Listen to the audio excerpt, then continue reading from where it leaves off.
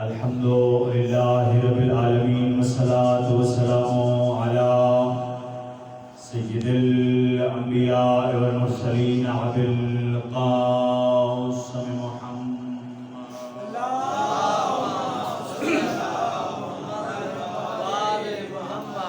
وعلى أهل بيته الطيبين الطاهرين المعصومين المظلومين المطهرين الذين أذهب الله عنهم الرجس وطهرهم تطهيرا.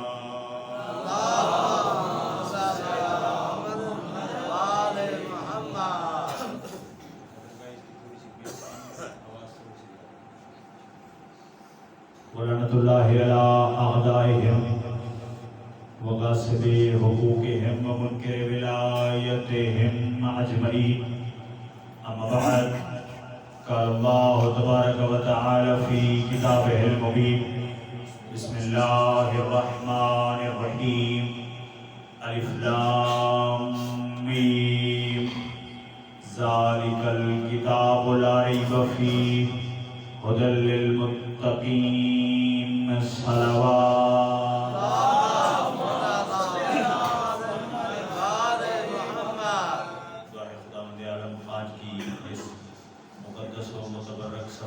کو اپنی بارگاہ میں شرف قبولیت عطا فرمائے. آپ تمام تر عزاداروں کی تشریف آوری مجھ سے پہلے پڑھنے والے ذاکرین کی پڑھائی مجھ حقیر کے جن الفاظ مخدوم کونین کا صدقہ قبول و منظور ہو. مالک بانیان کی توفیقات خیر میں مزید اضافہ فرمائے.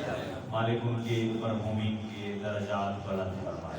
بالخصوص آج کی مجلس عزا جن مرحومین کے ایصال ثواب کے لیے منعقد کی گئی، مالک ان کے درجات بلند فرمائے.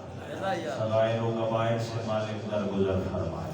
مالک ان کی قبور کو نور آل محمد سے منور فرمائے. مالک اللہ جتنے حاضر بیٹھے ہیں سب کے صغیرہ و کبیرہ گناہان کو معاف فرمائے. مالک ہماری پہلی آخری دعا وارث کائنات حجت زمانہ امام قائم بقیت اللہ اعظم کا مالک جلد ظہور فرمائے. ہمیں اپنے مولا و آقا کی زیارت سے مشرف فرمائے.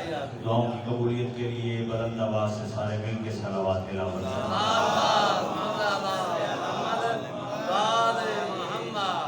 تو جو ہے بات شروع کی جائے. آل محمد آپ کو سلامت رکھیں. بڑے ذوق کے ساتھ آپ ذکر آل محمد کو سماعت فرما رہے ہیں. خدائے وحدہ لا شریک، وہ بے نیاز خالق، لم یزل ولا یزال خالق، کائنات کو رزق دینے والا، اس پوری کائنات کو آل محمد کے صدقے میں بنانے والا. سبحان اللہ جی، سبحان اللہ. بڑا پیارا اور بڑے اچھے انداز سے آپ ذکر سماعت فرما رہے ہیں. بس آپ کی سماعتیں بیدار ہوں تو میں معرفت کے چند موتی آپ کے حوالے کرنا چاہتا ہوں. قرآن مجید فرقان حمید خدا کی لا ریب اور بے عیب کتاب، جس میں خالق کل ارشاد فرما رہا ہے. فرمایا الف لام میم. بتانا یہ چاہتا ہوں کہ ہم مکتب اہل بیت کے لوگ، ہم مذہب آل محمد پہ یقین رکھنے والے، توجہ ہے سب کی میری طرف، ہم مذہب آل محمد پہ یقین رکھنے والے. ہمارے اوپر لوگ بہت اعتراض کرتے ہیں کہ پتہ نہیں یہ مذہب کیا ہے. یہ لوگ سارا سال عزاداری کرتے ہیں، یہ لوگ سارا سال حسین حسین کرتے ہیں، بڑی مجالس برپا کرتے ہیں، بڑا ذکر کرتے ہیں. لوگ ہمارے بارے میں حیران و پریشان ہیں، ہمارے بارے میں سوچتے ہیں، سرگرداں ہیں. تو میں دنیا کو بتانا چاہتا ہوں کہ دنیا والوں ہمارے بارے میں زیادہ سوچو نہیں، ہماری مجالس میں آؤ. ہم تمہیں کھلی دعوت فکر دیتے ہیں اور آگے اس مجلس عزا میں صف عزا پہ بیٹھ کے ایک لمحہ سوچنا کہ اس منبر پہ آنے والا چاہے ہمارا کوئی بچہ ہو، چاہے کوئی بزرگ ہو، چاہے کوئی ذاکر ہو، چاہے کوئی نوح خان ہو، چاہے کوئی بھی ہو، اس منبر پہ آ کے اپنی بات کو شروع کرنے سے پہلے وہ توحید کی حمد بیان کرنے کے بعد اور مصطفیٰ اور آل مصطفیٰ پہ درود پڑھنے کے بعد اپنی بات کا آغاز یا تو قرآن کی آیت سے کرتا ہے یا نبی آخر الزمان کی حدیث سے کرتا ہے. اس سے تمہیں اندازہ ہو جانا چاہیے کہ اس مذہب شیعہ اسنا اشریہ کا دار و مدار کسی غیرے کے مذہب پہ نہیں، اس مذہب کا دار و مدار یا قرآن پہ ہے یا مصطفیٰ کے فرمان پہ ہے۔ آل محمد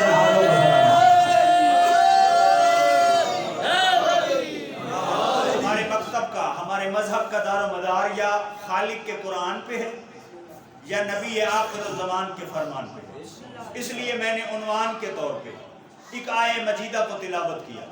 خالق ارشاد فرما رہے الف لام میم ذالک الکتاب لا ریب فیہ، وہ کتاب جس میں شک نہیں، ھدی للمتقین۔ دل ہے قرآن سنانا، اور فقط قرآن نہیں سنانا، میرا دل ہے قرآن سے علی سنانا۔ سبحان اللہ، سبحان اللہ۔ یقیناً سارے علی والے بیٹھے ہیں۔ خالق ارشاد فرما رہا ہے الف لام میم۔ اب دیکھیے یہ خدائے وحدہ لا شریک کی کتاب ہے، یہ خالق کا کلام ہے، ہر کوئی اس کلام کو نہیں سمجھ سکتا۔ مثال کے طور پہ کوئی بندہ بیرون ملک سے، کینیڈا سے، امریکہ سے، انگلینڈ سے، آسٹریلیا سے، وہاں کا رہائشی آپ کے ملک میں آ جائے، وہ اپنی زبان میں گفتگو کرے، آپ سمجھ لیں گے؟ نہیں سمجھ سکیں گے۔ ایک ترجمان کی ضرورت پڑے جو ترجمہ کر کے بتائے گا کہ یہ کہنا کیا چاہتا ہے۔ تو جب کسی غیر ملک سے آئے ہوئے بندے کا کلام آپ نہیں سمجھ سکتے، قرآن تو ہے ہی خالق کا کلام، وہ خالق کے جسے آنکھیں درک نہیں کر سکتے، وہ کہ جو کسی کی عقل میں ہی نہیں آتا، اس کا کلام کوئی کیسے سمجھ سکتا ہے؟ تو آخر سوال تو بنتا ہے کہ مالک تو نے جو یہ کلام بھیجا ہے یہ ہم سمجھیں کیسے؟ بسم اللہ، ہماری سمجھ میں آئے گا کیسے؟ فرمایا قرآن پڑھو، یہ قرآن بتائے گا۔ مالک کیسے؟ فرمایا فیہ آیات بینات، تھکے تو نہیں ہیں؟ فیہ آیات بینات، فرمایا اس قرآن میں واضح اشارے ہیں، واضح اشارے، کھلی نشانیاں ہیں، واضح اشارے ہیں۔ اس کا مطلب یہ ہے کہ قرآن نے بتا دیا کہ یہ قرآن بولتا نہیں، اشارہ کرتا ہے۔ جن کی توجہ ہے وہ بول پڑے ہیں۔ قرآن کی بولتا نہیں، یہ قرآن اشارہ کرتا ہے، اس لیے اسے کہتے ہیں صامت، اس لیے اسے صامت کہتے ہیں۔ بھئی مثال کے طور پہ آپ کی ہماری زبان میں کوئی بندہ بولتا نہ ہو اور اشارے سے بات کرے، اسے کیا کہیں گے؟ سبحان اللہ، اسے کہتے ہیں گنگا۔ اسی کو عربی زبان میں صامت کہتے ہیں کہ بولتا نہیں، اشارہ کرتا ہے۔ اب مجھے ایک بات بتائیں، میں آیا بکھر سے، بکھر کے علاقے کا کوئی گنگا آپ کے میال تلگنگ میں آ جائے اور وہ کرے اشارہ، آپ سمجھ لیں گے؟ نہیں سمجھیں گے۔ بزرگ کہیں گے کہ بھئی اگر تم نے اس گنگے کا اشارہ سمجھنا ہے تو جب سبحان اللہ اس کے گھر والوں سے پوچھو کہ یہ گنگا اشارے میں کہنا کیا چاہتا ہے۔ اب خالق نے بھی قرآن میں ارشاد فرما دیا کہ یہ جو میں کتاب نازل کر رہا ہوں فیہ آیات بینات، اس میں واضح اشارے ہیں، یہ اشارہ تو کرتا ہے مگر بولتا نہیں ہے۔ مالک اشارہ کیسے سمجھ آئے گا؟ فرمایا دنیا کے گنگے کا اشارہ تمہیں کوئی نہیں سمجھائے گا جب تک اس کے گھر والوں سے نہیں پوچھو گے۔ اگر قرآن سمجھنا ہے تو اس گھر کے در پہ جانا پڑے گا جہاں قرآن نازل ہوا ہے۔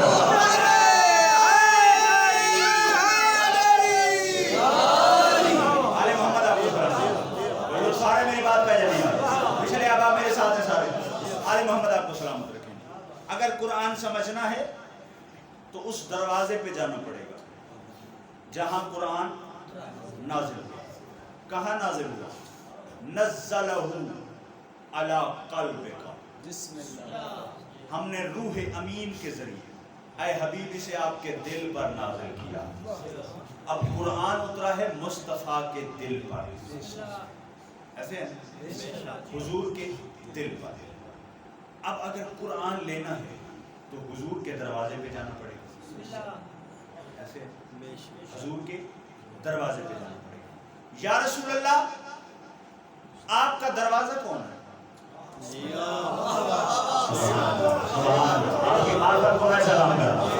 یا رسول اللہ آپ کا دروازہ کون ہے؟ اچھا چلیں میں اپنے برادران اسلام کی ایک نعت میں سے تھوڑی سی تائید لے لیتا ہوں. آج سے کچھ عرصہ پہلے، یہ 2-3 سال پیچھے چلے جائیں، چھوٹے بچوں کو تو یاد نہ ہو لیکن جو بزرگ چہرے نوجوان بیٹھے ہیں آپ کو یاد ہوگا. ماہ رمضان المبارک میں ایک بہت زیادہ نعت چلا کرتی تھی، شاہ مدینہ سبحان اللہ، یثرب کے والی، سارے نبی تیرے در کے سوالی. اس کا مطلب ہے عالم اسلام کا یہ عقیدہ ہے کہ چاہے حضرت آدم ہوں، چاہے حضرت نوح علیہ السلام ہوں، چاہے حضرت سبحان اللہ جی جو ہاتھ بلند ہو کے میں سلام کر رہا ہوں، چاہے حضرت نوح علیہ السلام ہوں، چاہے ابراہیم ہوں، سارے ہیں میرے نبی کے در کے، گھر کے در کے نہیں، میرے نبی کے در کے سوالی. اچھا ذرا عالم اسلام کو دعوت فکر دینا چاہتا ہوں، آئیں ذرا قریب آئیں، ہم حضور سے پوچھتے ہیں یا رسول اللہ آپ کا دروازہ کون ہے؟ عجب نہیں پیغمبر فرمائیں تمام تاریخ کی پوری ذمہ داری سے اس حدیث میں کوئی اہل سنت بھی شک نہیں کر سکتا. نبی کونین نے فرمایا انا مدینۃ العلم وعلی بابها،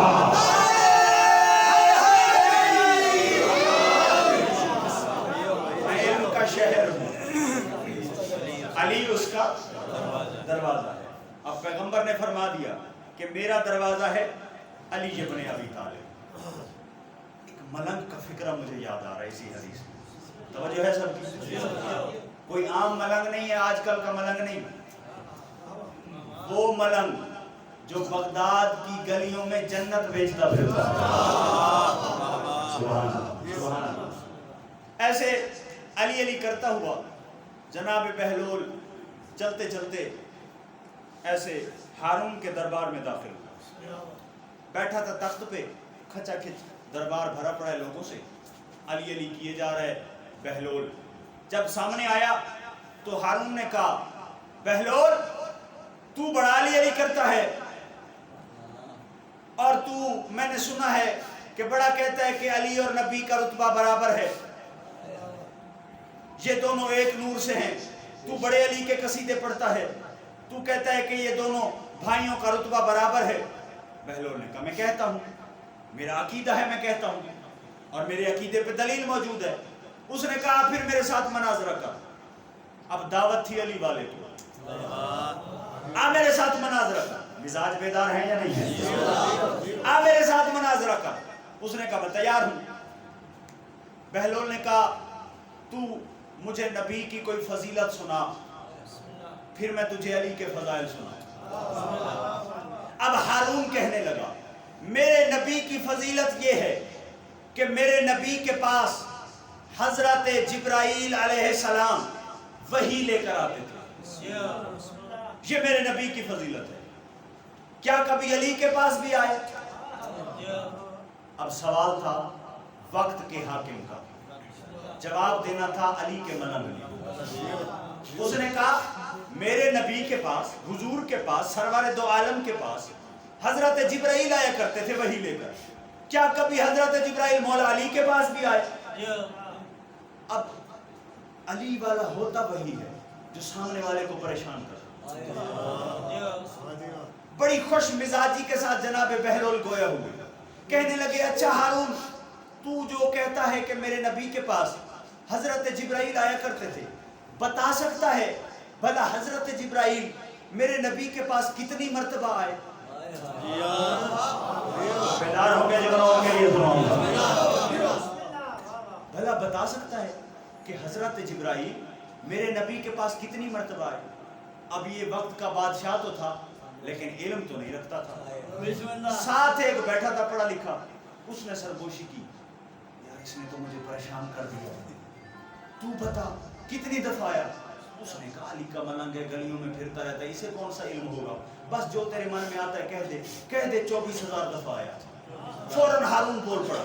اس نے کہا جا بہلول میں کہہ رہا ہوں میرے نبی کے پاس حضرت جبرائیل 24,000 دفعہ آیا، دل میں علی ہوا اور زبان پہ نام علی کی گونج نہ آئی تو منبر سے علی پڑھنے کا فائدہ ہی نہیں ہے۔ جیسے ہی ہارون نے کہا کہ میرے نبی کے پاس حضرت جبرائیل 24,000 دفعہ آیا، جناب بہلول جمپ لگا کے کہتا ہے جا پھر میں بہلول کہہ رہا ہوں اگر نبی کے پاس جبرائیل 24,000 دفعہ آیا تو علی کے پاس 48,000 دفعہ آیا۔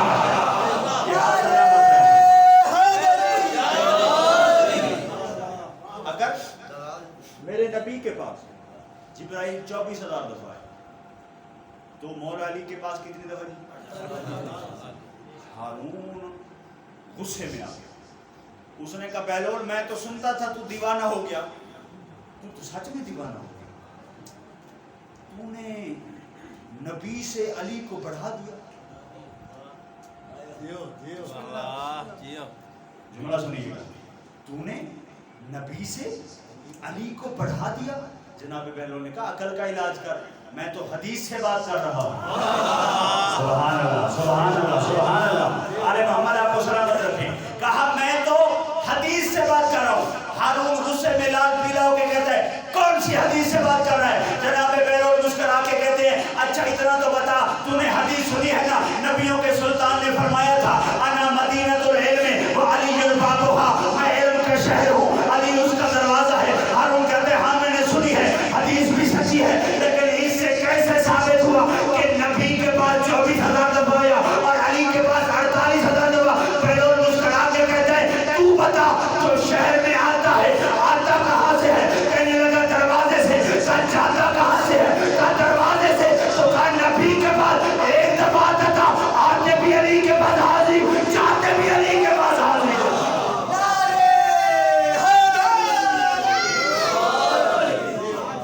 آتا تھا تو بھی علی کے پاس، جب جاتا تھا آپ سلامت رہے تو بھی علی کے پاس حاضر لے کے جاتا۔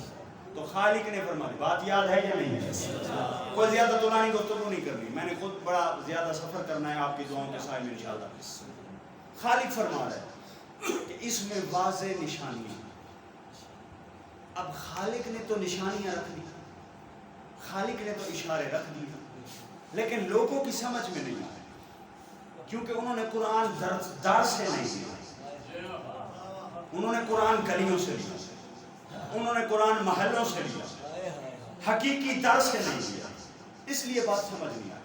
لیکن خالق بھی جانتا تھا کہ یہ لوگ میرے بتائے راستے پہ نہیں چلیں گے، اس نے محتاج کر دیا۔ کیسے؟ آئیے جملہ سنیے جو میں نے آیت پڑھی، الف لام میم۔ اب یہ جو 3 حروف ہیں، جتنے بندے یقیناً سارے نمازی میرے سامنے بیٹھے ہیں، آپ صبح کی نماز پڑھتے ہوں گے، اس کے بعد قرآن کی تلاوت کرتے ہوں گے، جتنے ترجمے والے قرآن اٹھا کے دیکھ لیجئے، کوئی قرآن مجھے ایک ایسا دکھا دے جس میں ان 3 حروف کا ترجمہ لکھا ہو۔ مجھے یہ بتائیں خالق نے اس کائنات میں کوئی چیز بے فائدہ بنائی؟ نہیں بنائی۔ چاہے اس نے کوئی پتا بھی خلق کیا تو اس کا بھی کوئی نہ کوئی مقصد ہے۔ آؤ اگر میرا ساتھ دو تو مخلوق ہونے کی حد میں انتہائی عاجزی اور انکساری کے ساتھ میں بندہ ہو کے اس خالق کے لم یزل سے علی کل شیء قدیر سے سوال کرنا چاہتا ہوں، مالک اگر ان 3 حرفوں کا الف لام اور میم کا کوئی مطلب نہیں تھا تو تو نے قرآن میں رکھا کیوں؟ آخر تو نے اپنی کتاب میں جگہ کیوں دی ہے؟ تو نے اپنی کتاب میں ان 3 حروف کو اتارا کیوں ہے؟ ان 3 حروف کو نازل کیوں کیا ہے؟ عجب نہیں آواز قدرت آئے کہ میں پوری کائنات کو بتانا چاہتا ہوں کہ آؤ ذرا میرے سے یہ پیغام لیتے جاؤ، الف لام اور میم ہیں تو 3 حروف، 1400 سال گزر گئے اسلام کو آئے ہوئے، لیکن آج تک کوئی ان 3 حرفوں کا ترجمہ نہیں کر سکا۔ میں کائنات کو درس دے رہا ہوں کہ جب تم میرے نمائندے کے بتائے بغیر 3 حرفوں کا ترجمہ نہیں کر سکتے، پورا دین کیسے چلا سکتے ہو؟ جب تم سے 3 حروف کا ترجمہ نہیں ہوتا۔ جا کے تفسیر اٹھا کے دیکھ لیجیے بھئی یہ 3 حروف خالق نے کیوں رکھے؟ معصوم فرما رہے ہیں الف لام میم ये नहनु आले मोहम्मद। और मैं अल्लाह ने इब्तदाए कुरान में हम आले मोहम्मद की कसम उठाई। तवज्जो चाहता हूँ, अज़हान बेदार है। खालिक ने इब्तदा की, अलिफ लाम मीम। लुत्फ की बात सुनिए भाई, देखिए कुरान कोई हिल हिल के पढ़ने के लिए नहीं आया, कुरान समझने के लिए आया, कुरान गौर व फिक्र करने के लिए आया। और इतना प्यार है अल्लाह को आले मोहम्मद से। भाई देखिए उसलूब कुरान, जो बंदे कुरान की तिलावत करते हैं, मुझे बताएं, आए बिस्मिल्लाह, एक सवाल सारे मिलके आवाज़ में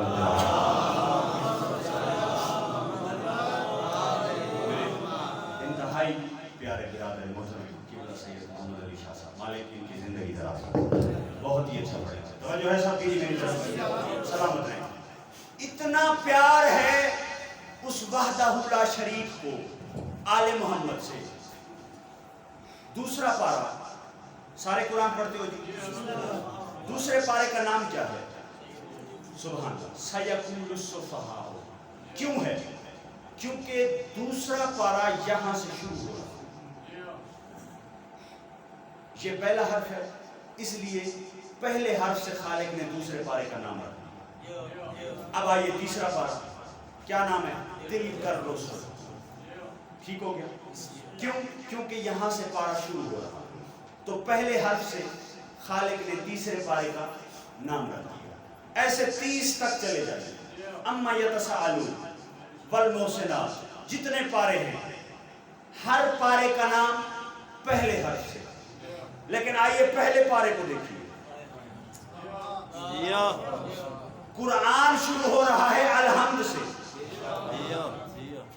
पहले पारे से 29 पारों ने हमें बताया असलूब कुरान कि जहां से पारा शुरू होता है उसी हर्फ से पारे का नाम रखा जाता है। लेकिन कोई इतना प्यार है खालिक को आले मोहम्मद से कि पहले पारे का नाम अलहम्द नहीं रखा, अलिफ लाम मीम रखा है। सुभान अल्लाह, सुभान अल्लाह। इतना प्यार है अल्लाह को आले मोहम्मद से। अब आइए अगले हुरूफ का तर्जुमा कर दूं। मिजाज बेदार है सब चीज, दिल है कुरान सुना दूं। खालिक के साथ हमारा ज़ालिकल किताब ला रैब फीह। अब यहाँ पे भी तर्जुमा करने वालों ने बड़ा हेर फेर कर दिया। उन्होंने कहा जी ये कुरान वो किताब है जिसमें शक नहीं। बेशक कुरान में कोई शक नहीं, जो कुरान पे शक करे वो काफिर है, वो मुर्तद है। लेकिन आइए अरबी ज़बान के कुछ उसूल हैं। हर ज़ुबान में, चाहे उर्दू ज़ुबान हो, चाहे सराइकी हो, इंग्लिश हो, कोई भी हो, हर ज़बान में इशारे दो किस्म के हैं। यही बात समझ लीजिएगा, इंशाअल्लाह आज की पूरी मजलिस का लुत्फ दोबारा हो जाएगा। हर ज़बान में इशारे हैं दो किस्म के। एक होता है सुभान अल्लाह, करीब का इशारा, दूसरा होता है बईद यानी दूर का इशारा।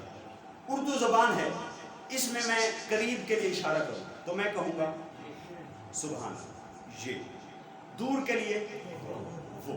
मिसाल के तौर पे मिंबर करीब है, मैं कहूँगा ये मिंबर पाक। सामने है बारगाह का दरवाज़ा, अगर इशारा करूँ तो कहूँगा वो दरवाज़ा। क्या? ये मिंबर, वो दरवाज़ा। इसी तरह इन बच्चों को समझ आ जाए, इंग्लिश में भी एक करीब का इशारा है, एक दूर का। करीब के लिए दिस, दूर के लिए सुभान। बात समझ आ गई? यानी एक करीब का, एक दूर का। अरबी ज़बान में भी एक करीब का इशारा, एक दूर का इशारा।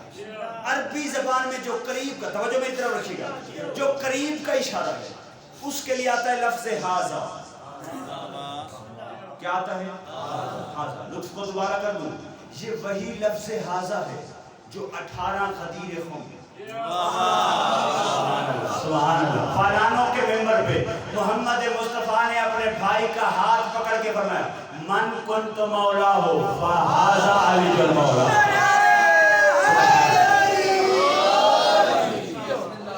ये भाई क्योंकि भाई करीब था, पास खड़ा था, तो कहा ये जो अली है वो अली नहीं, वो भी अली और अजीम है। तवज्जो चाहता हूँ, کہا یہ علی، یعنی حاضہ قریب کے لیے۔ اب عربی زبان میں ایک اشارہ ہے دور کا، آپ کی ہماری زبان میں وہ، انگلش میں دیٹ، تو عربی زبان میں جو دور کے لیے اشارہ ہے وہ ہے ذالکا۔ ایسے جتنی تائید فرمائے، جتنے عربی کے اصولوں سے واقف بیٹھے ہیں، قریب کے لیے حاضہ، دور کے لیے ذالکا۔ اب یہ پورے مجمع کی توجہ چاہتے ہوئے آپ کی تائید سے جملہ کہنا ہے، بلا تشبیہ، مثال کے طور پر، بلا تشبیہ، بلا کیا۔ یہ میں قرآن پڑھ رہا ہوں جی، قرآن ہے ہاتھوں پر، قرآن ہے جھولی میں، پڑھنے والا فقط میں نے، شیعہ پڑھے، اہل سنت پڑھے، دیوبند پڑھے، اہل حدیث پڑھے، کوئی بھی قرآن پڑھے، یا قرآن اس کے ہاتھوں پہ ہے یا قرآن اس کی جھولی میں ہے۔ اب مجھے ذرا خود بتائیے گا، قرآن دور ہے یا قریب؟ قرآن قریب ہے، قرآن قریب ہے۔ اب قریب کے لیے عربی زبان میں لفظ آتا ہے حاضہ۔ اگر اس آیت میں بات قرآن کی ہوتی تو اس خالق کو فرمانا چاہیے تھا الف لام میم ھذا الکتاب لا ریب فیہ۔ بیدار ہونا میں عظمت علی قرآن سے سنانے لگا ہوں۔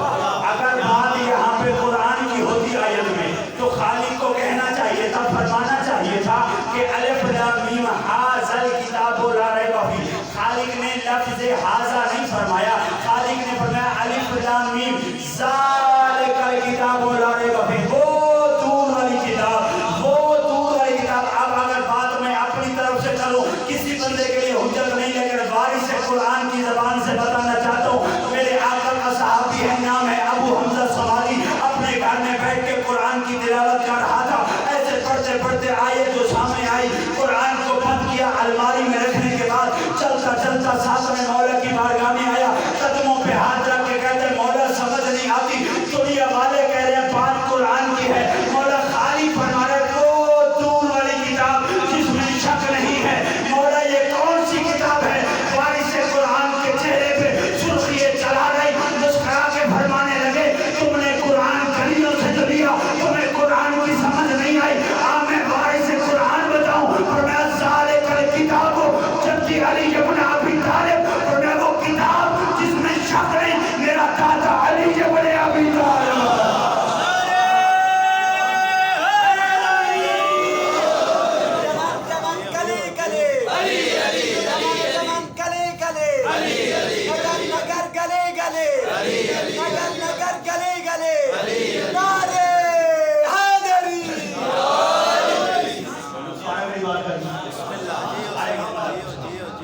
اور زیادہ طول نہیں کرنا، بھائی کو انتظار نہیں کرنا، توجہ چاہتا ہوں۔ فرمایا ذالک الکتاب لا ریب فیہ۔ بسم اللہ جی۔ اب معصوم فرما رہے ہیں پوری ذمہ داری کے ساتھ، تفسیر قمی، تفسیر عیاشی، تفسیر القرآن، تین آپ کے مذہب کی معتبر ترین تفاسیر ہیں، ان تینوں میں یہ جملہ میرے معصوم کا موجود ہے، میرے آقا کا موجود ہے۔ میں دکھا بھی سکتا ہوں عربی زبان کی کتاب میں، توجہ چاہوں گا۔ اب معصوم فرما رہے ہیں وہ کتاب ہیں مولا علی۔ اب اگر مولا کے بتائے ہوئے مفہوم کے تحت اس آیت کا ترجمہ کیا جائے تو ترجمہ یہی نہیں بنتا الف لام میم وہ علی جس میں شک نہیں۔ سبحان اللہ، جو زبان ذکر کی وہ علی جس میں شک نہیں۔ بس یہیں پہ میں تقریر کو اگلا جملہ کہہ کے روکنے لگا ہوں، انشاءاللہ زندگی باقی، آپ سے ملاقات باقی۔ توجہ چاہتا ہوں، اب خالق نے ابتدائے قرآن میں پہلا پارہ دوسرا سورہ خالق نے فرما دیا کہ خبردار عظمت علی میں، ولایت علی میں، فضائل علی میں شک نہیں کرنا۔ قرآن میں خالق نے فرما دیا، معصوم نے بتا دیا۔ اب آپ سے پوچھتا ہوں، معصوم نے جو حکم دیا، خالق نے جو فرمایا، لوگوں نے مان لیا؟ آج بھی فضائل علی پڑھو، بندے شک کرتے ہیں، کئیوں کو پکڑ کے ساتھ مکس کر دیتے ہیں۔ آج بھی فضائل علی پڑھ جائیں تو لوگ شک کرتے ہیں، لیکن میں کہتا ہوں پریشان نہ ہو، یہ جو شک والا وائرس ہے آج کا نہیں ہے، 1400 سال پرانا۔ حضور کے، میں ابھی حدیث پڑھنے لگوں آپ کے سامنے۔ میں نے پہلے ممبر سے دعویٰ کیا ہے کہ یا تو ہم قرآن پڑھتے ہیں یا نبی کا فرمان پڑھتے ہیں، تو آئیے حدیث سے اپنی بات کو مکمل کرنے لگا۔ حضور کے اصحاب پریشان ہو گئے، چلتے چلتے بارگاہ رسالت میں۔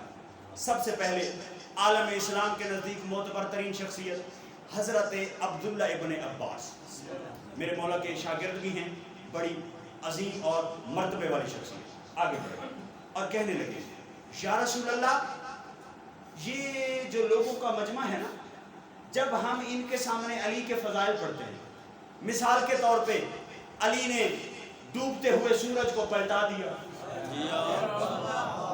جسے علی کے فضائل یاد ہیں وہ تو بول سکتا ہے، ڈوبتے سورج کو پلٹا دیا، علی نے باب خیبر کو اکھاڑ دیا۔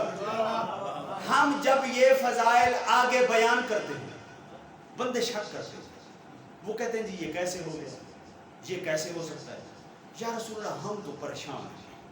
سرکار نے فرمایا کیا چاہتے ہو، یہ مان جائیں؟ انہوں نے کہا نہیں، یہ مانے نہ مانے ہمیں فرق نہیں پڑتا، کیونکہ ہم ان کی بخشش نہیں چاہتے، ہمیں جنت میں رش لگانے کا شوق نہیں۔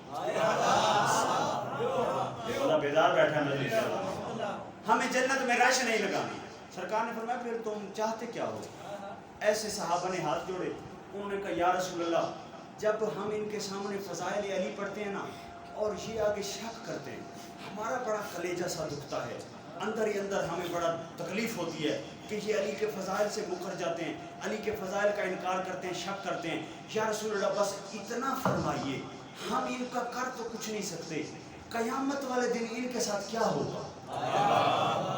اب جس نے علی کے فضائل میں شک کرنے والے کا انجام اپنی آنکھوں سے دیکھنا ہے، میں اس کے سامنے حدیث نبی پڑھنے لگا ہوں۔ سرکار نے کہا اچھا میرے صحابہ، پریشان و حیران ہونے کی ضرورت نہیں، اب میں چاہوں تو یہاں سے خود ترجمہ پڑھ کے جا سکتا ہوں، لیکن میں پہلے عربی زبان کے جملے ادا کرنا چاہتا ہوں 2 کیمروں کی موجودگی میں، تاکہ میرے جانے کے بعد کوئی بندہ یہ نہ کہے کہ سید آیا اور اپنی طرف سے کوئی جملہ کہے کہ چلا گیا۔ 2 کیمروں کی موجودگی ہے، میں میشر تلک اپنی بات سے مکر نہیں سکتا۔ میں آپ کے سامنے عربی عبارت پڑھنے لگا ہوں تاکہ جا کے اپنی مرضی کے عالم دین سے ترجمہ کروا لینا۔ حضور سرور دو عالم نے اپنے اصحاب پہ طائرانہ نگاہ ڈالی، میرے آقا سرور دو عالم گویا ہوئے اور فرمانے لگے میرے صحابہ پریشان ہونے کی ضرورت نہیں، ان الشاک فی فضل علی ابن ابی طالب یحشر یوم القیامت من قبرہ وفی عنقہ طوق من نار فیہ 300 شعبۃ علی کل شعبۃ شیطان یقلہ علی وجہہ ویدخل فیہ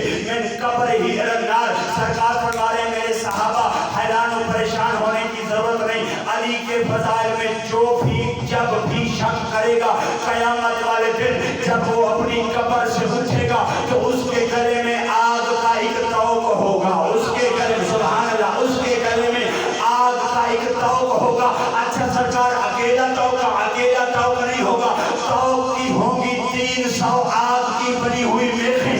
اچھا سرکار 300 میخیں ہوں گی، کہ اکیلی میخیں نہیں ہوں گی، ہر ایک میخ کے اوپر بیٹھا ہوگا ایک شیطان، یعنی 300 میخوں کے اوپر 300 شیطان بیٹھا ہوگا۔ اچھا آقا صرف بیٹھا ہوگا، یعنی صرف بیٹھا نہیں ہوگا، جو اس کی قبر کے اٹھنے سے لے کر جہنم پہنچنے تک اس کے منہ پہ تماچا مار کے کہے گا اور تجھے حیا نہیں آتی، تو کھاتا بھی علی کرا پھر بھونکتا بھی علی کرا۔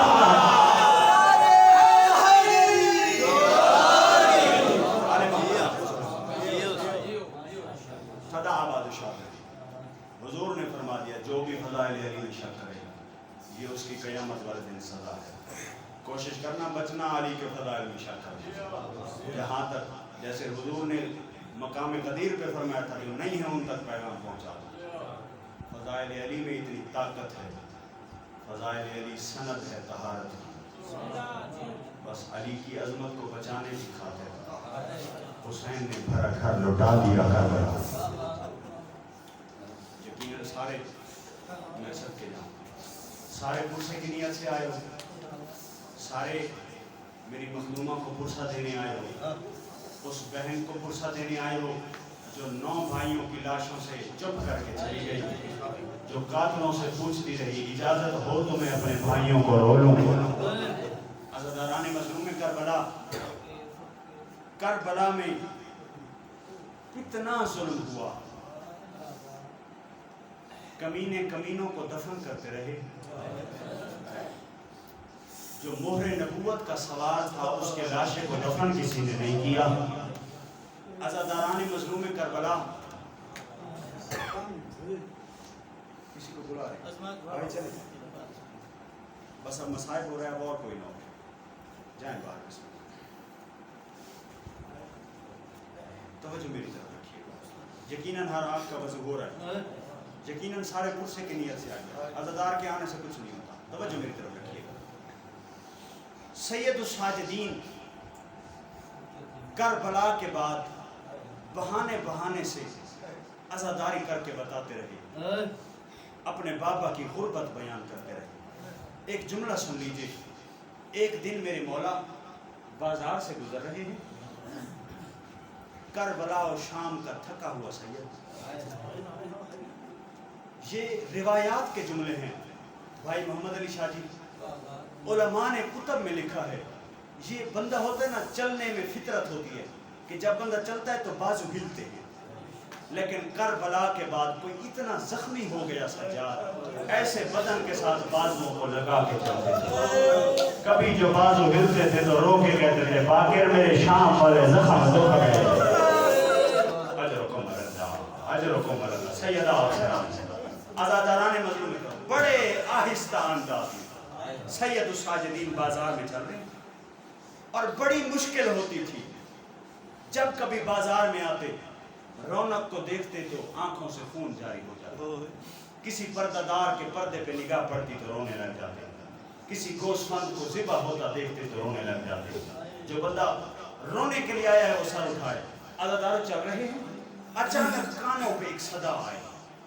चौक में खड़ा होकर एक बंदा कह रहा था, या कौमे इरहमूनी अना गरीबुन, लोगों मेरी मदद करो मैं गरीब हूँ। मेरे मौला ने जुमला सुना, जाते हुए कदम सैयदुस साजिदीन के रुक गए, वापस मुड़े।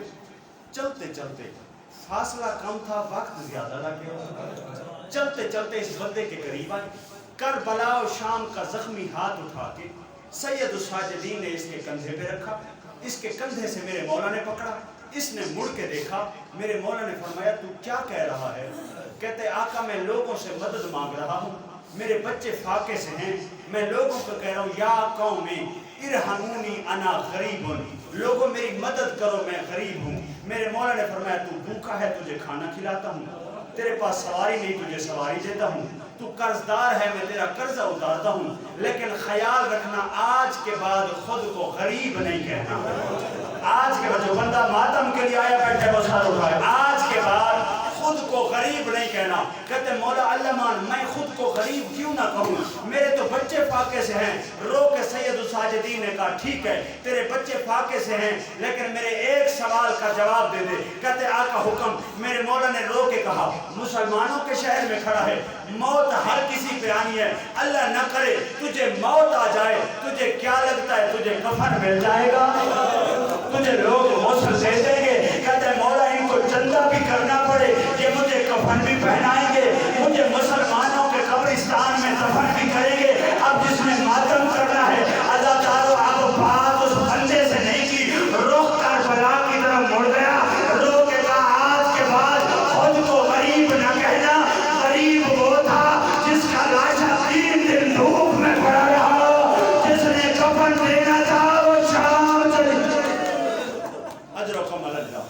अजरकुम अल्लाह सैयदा आपसे राज़ी, जिसका लाशा 3 दिन तक करबला धूप में पड़ा रहा, ना कोई कफन देने वाला, ना कोई गुस्ल देने वाला, ना कोई कब्र बनाने वाला। अज़ादारान मज़लूम करबला 3 दिन तक, मैंने जो पहला जुमला कहा, कमीने कमीनों को दफनाते रहे। मोहरे नबूवत के सवार का लाशा किसी ने दफन नहीं किया। हम शिया क्यों रोते हैं? आलम इस्लाम हमारी बात तो सुन।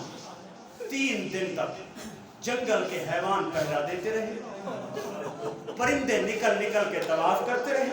जो अजमत मैं नौकर जंगल के हैवान पहरा देते रहे, परिंदे निकल निकल के तवाफ करते रहे। अज़ादारों रोते तो इसी बात को है, حیوانوں نے پہچان لیا نانے کی امت مارتی رہی. اجرکم اللہ، اجرکم اللہ. علی کی بیٹی آپ سے راضی ہوں، مولا آپ کا ماتم قبول فرمائیں. جنگل کے حیوان پہرا دیتے رہے، پرندے آشیانے چھوڑ چھوڑ کے طواف کرتے رہے. عزاداران مظلوم کربلا، جب ہوا آتی تھی نا کربلا کے میدان میں اور مظلوم کے لاشے سے خوشبو اٹھتی تھی، دور دور تک یہ خوشبو جاتی تھی، معطر ہو جاتا تھا صحرا. اب یہاں پہ ایک بڑی مشکل سی روایت ہے، وقت بھی میرے پاس بہت کم ہے، بس 2 جملے غربت کے سن لو. کربلا سے 2 میل کے فاصلے پر 12 محرم کو عصر کے وقت ایک قافلہ گزرا. یہ قافلہ مسلمانوں کا نہیں تھا، عیسائیوں کا قافلہ تھا، جس کی سالار ایک عورت تھی جس کا نام تاریخ میں راہیلہ لکھا ہے. اس کا ایک ہی بیٹا تھا جس کا نام عبد المسیح تھا. قافلہ چل رہا تھا. تاریخ والے بتاتے ہیں کہ یہ عورت تھی خوشبوؤں کی تاجر، مختلف علاقوں سے خوشبوئیں خرید کر کے پھر ممالک میں جا کے بیچ دیتی تھی. جب گزرنے لگی، آئی جو ہوا، غریب کے لاشے کی خوشبو پہنچی ہے. بیٹے کو بلایا، عبد المسیح میرے محمل کے قریب آ. بیٹا قریب آیا، کہتی ہے بیٹے یہ جو خوشبو آ رہی ہے نا، اللہ کی کائنات میں نے آج تک ایسی خوشبو کبھی محسوس نہیں کی. اجرکم اللہ، جو عظمت سن کے روتے ہو یار، کتنا پیارا بوسہ دے رہے ہو غریب زہرا کو. عزاداران مظلوم کربلا کا ایسی خوشبو میں نے کبھی کائنات میں محسوس نہیں کی. کوئی بہت بڑا تاجر ہے، اللہ جانے کوئی بہت بڑا بادشاہ ہے جو اس صحرا میں خوشبو لے کے آیا ہوا ہے. کہتی ہے عبد المسیح محمل یہی بٹھا، میں محمل میں انتظار کرتی ہوں، تو چلا جا، جا کے کسی قیمت پر بھی یہ خوشبو لے آ. کہتی ہے عبد المسیح ایک بات میری یاد رکھنا، یہ جو بڑے تاجر ہوتے ہیں نا، بڑے بادشاہ، ان کے اپنے مزاج ہوتے ہیں. عبد المسیح خیال رکھنا اونچے لہجے میں بات نہ کرنا. اجرکم اللہ، اجرکم اللہ. عبد المسیح یاد رکھنا اونچے لہجے میں ان سے گفتگو نہ کرنا، کچھ ہو جائے وہ خوشبو لے آ. محمل بیٹھ گئے، ماں انتظار کر رہی ہے، بیٹا چل پڑا کربلا کی طرف. عزاداران مظلوم کربلا پہلے ٹیلے سے اتر رہا ہے. ذہن میں ماں کی بات تھی کہ بادشاہ ہے یا کوئی بہت بڑا تاجر ہے. سوچتا آ رہا ہے جاؤں گا نا، حریر کی کناتیں ہوں گی، زمرد کا فرش بچھا ہوا ہوگا، کوئی بہت نورانی خیمے لگے ہوئے ہوں گے.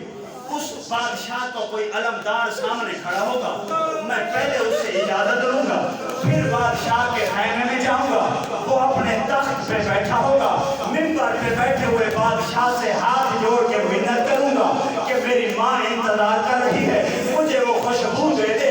عزادارو یہی باتیں سوچتا سوچتا عبد المسیح تیسرے ٹیلے سے اتر رہا تھا. یا تقدیر وہاں لے آئی جہاں کوئی بادشاہ تو نہیں تھا، اکبر کا لاشا تھا، سینے میں نیزہ لگا ہوا. اجرکم اللہ، اجرکم اللہ. علی اکبر کا لاشا تپتی ہوئی ریت پہ پڑا، سینے میں نیزے کا زخم، سر ساتھ نہیں. عزادار تڑپ گیا. عبد المسیح جلدی سے لاشے پہ گر پڑا. ایک مرتبہ اٹھا، ماں کے محمل کی طرف رخ کیا. اونچی آواز میں جو عبد المسیح نے پہلا بین کیا علی اکبر کے لاشے پہ، رو کے کہتے اماں، اماں خوشبو کا تاجر نہیں، کوئی خون کا تاجر آیا ہوا ہے. اجرکم اللہ، اجرکم اللہ. اماں خوشبو کا تاجر نہیں ہے، کوئی خون کا تاجر ہے. بیٹے کی بات سنی، ماں نے محمل چھوڑا، محمل سے اتری، چلتی چلتی. نوکرانیاں ساتھ ہیں، نوکر ساتھ ہیں. جب آئی ہے نا میدان میں، سب لاشوں کو دیکھا. بیٹے کو کہنے لگی بیٹا میں نے دنیا میں بڑے لاشیں دیکھے ہیں، لیکن میں نے کوئی لاشا بغیر وارثوں کے نہیں دیکھا. یہ کوئی پہلے مظلوم ہیں جنہیں دفن بھی کسی نے نہیں کیا، جنہیں غسل بھی کسی نے نہیں دیا. آپ کو تھکانا مقصد نہیں، آخری جملے سن لیجیے. عزادارو ماں نے کہا عبد المسیح یہ ابھی ہم سفر کر رہے تھے، 2 میل پیچھے ایک بستی گزری ہے، اس بستی میں چلے جاؤ، وہاں سے کچھ لوگوں کو بلا رہا، ان سے پوچھیں تو صحیح مقتول کون ہے، قاتل کون ہے، ان کا جرم کیا ہے. عزادارو عبد المسیح کہتے ہیں اماں 2 मील दूर बस्ती है, उन्हें क्या पता इन्हें किसने मारा है। अगर उन्हें पता होता वो दफनाने ना आते, वो इनको बचाने ना आते।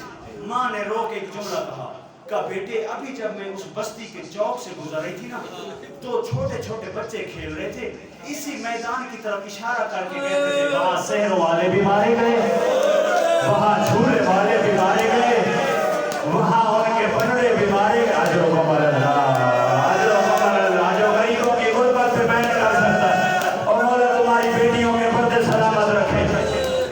कहती है अभी मैंने जुमला सुना, बच्चे कह रहे थे। कहती है मुझे उस वक्त बच्चों की बात समझ नहीं आई, मुझे अब पता चला कि वो बच्चे इस मैदान की बात कर रहे हैं। जाओ उनको बुला लो। जल्दी से नौकर गए, थकाना नहीं, बस आखिरी जुमला सुन लीजिए। नौकर गए, सबको बुला लाए। बनी असद के लोग आ गए। कहती है तुम लोग अब आए हो, मैं काफी देर से हूँ, लाशों को देख रही हूँ, मुझे समझ नहीं आ रही, पता नहीं इनका जुर्म क्या था, इन्हें किसने मारा। कबीले बनी असद के लोग साथ चले। कहते हैं हम तुझे बताते हैं किसे किसने मारा। अज़ादारों चले। कहती है 1 मिनट रुक जाओ, मैं अपने नौकर बुलाती हूँ, ये गुर्बत की दास्तान है, मेरे नौकर लिख लेंगे, रहती दुनिया तक लोगों को याद रहेगा कि रेगिस्तान में कुछ गरीब मारे गए थे। अज़ादाराने मजलूम करबला नौकरों ने कागज कलम उठाए, कबीले बनी असद के लोग साथ चले। अब लेके एक एक लाशे पे जाती है। सबसे पहले लेके आई लाशे पे इस जवान को किसने मारा, मुर्रा बिन मुनकस। दूसरे लाशे पे आई, इसे किसने मारा, हसीन इब्ने नमीर।